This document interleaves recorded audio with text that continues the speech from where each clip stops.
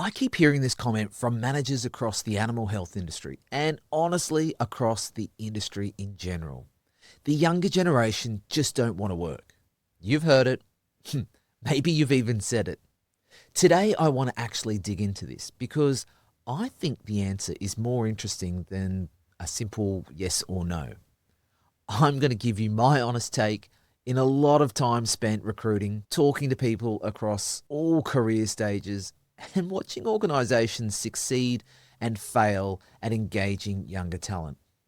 I'm not going to be preachy about it, but I'm not going to just validate the frustration without challenging it either.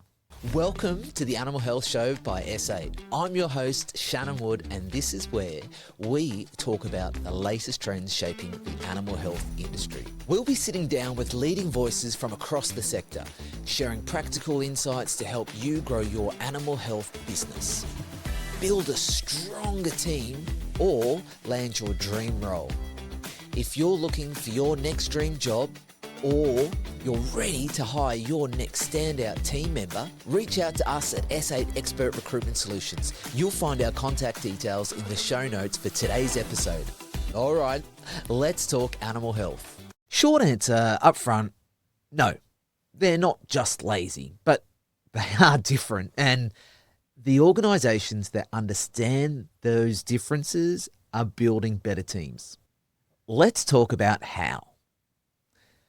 First, let's acknowledge that the frustration is real. Managers genuinely are having experiences where newer employees push back on expectations.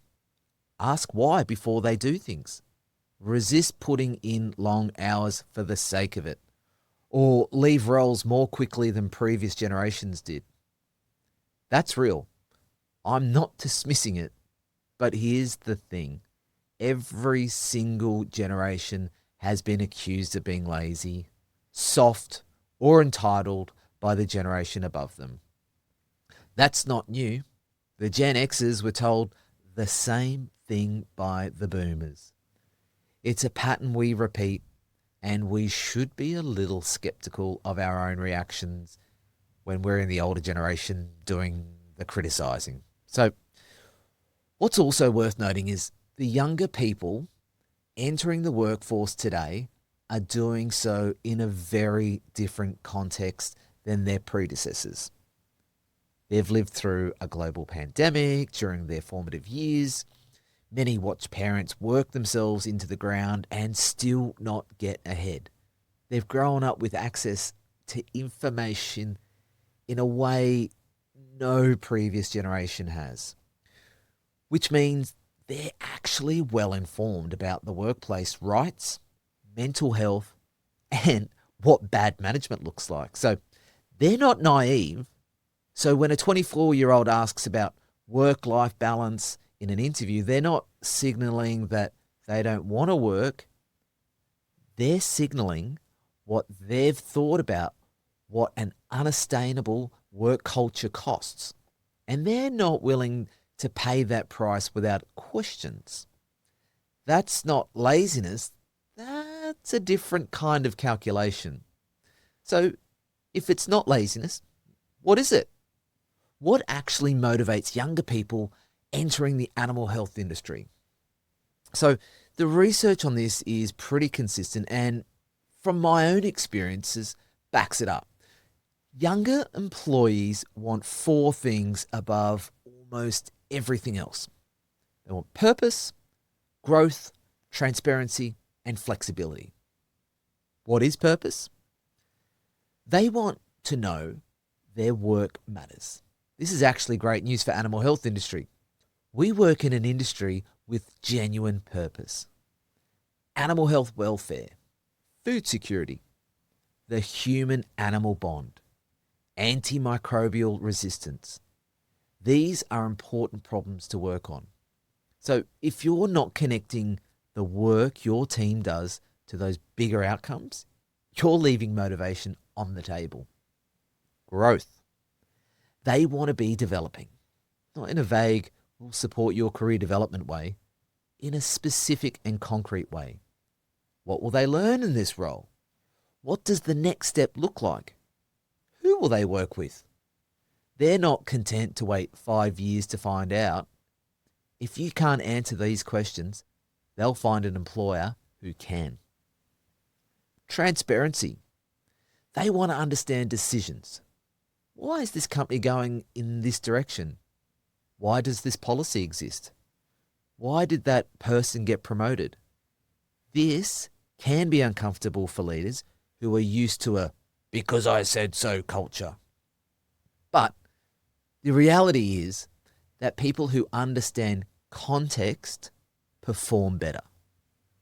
Explaining the why is just good management. Flexibility. This one gets misread a lot. Flexibility doesn't automatically mean working from home. It means having some agency over how and where they will work. Where the role allows it, for technical roles that require physical presence, lab work, manufacturing, field technical roles, good candidates understand that, but they'll appreciate being treated like an adult about it rather than having rigid rules applied without explanation. Now, notice what's not on the list. Easy to work, no accountability, low standards. The characterization of younger workers as wanting a free ride is not what I see when I talk to people entering the animal health industry. Most of them are genuinely ambitious and technically capable. What they want is to be led well. So if this isn't really about laziness, it's about great leadership. Let's get practical. The first thing I'd say to any manager who's frustrated with their younger team members, get curious before getting critical. If someone isn't performing the way you expect, there's almost always a reason. Are they unclear on expectations? Do they not understand why the work matters? Are they overwhelmed and not saying so? Have they been managed poorly before and are waiting for the shoe to drop? These are all fixable. Lazy is not a diagnosis, and it's usually not accurate. Second, feedback. Younger employees don't just want annual performance reviews. They want regular, genuine feedback, both positive and constructive. If you're a manager who only gives feedback when something goes wrong, you're going to struggle to engage this cohort. They'll either disengage or they'll leave. So managers find this exhausting. I just want them to get on with it. I get it, but feedback doesn't have to be a formal or heavy. It can be a 2-minute conversation after a quick project, a quick message acknowledging good work. It just has to be real. Third, give them responsibility. One of the fastest way to disengage a capable, younger employee is to give them nothing but admin tasks and tell them to pay their dues. They won't wait. If you have someone with genuine technical ability, stretch them. Involve them in problem solving. Let them present to customers. Give them a project to own. The investment pays off fast. Fourth, leave your assumptions at the door. If you walked into a conversation with a younger team member already convinced they're going to be difficult or uncommitted, you'll behave in ways that confirm that expectation. This is not about lowering standards. It's about extending the same good faith you'd want to receive. And fifth, don't mix up different values with poor performance. Someone who leaves at the end of their workday, who doesn't check emails on the weekends, and who asks a flexible Friday, that's not necessarily a person who won't deliver results. Judge on output and quality of work. If the work is excellent, the rest is a conversation about fit and culture, not a performance issue. The animal health businesses I see doing this really well have a few things in common. They hire for potential and attitude, not just experience.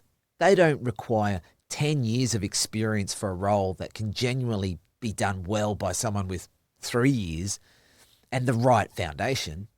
They invest in onboarding, not just a day or two orientation, but a structured integration over the first 6 or 12 months that builds connection to the team and sets up people to succeed.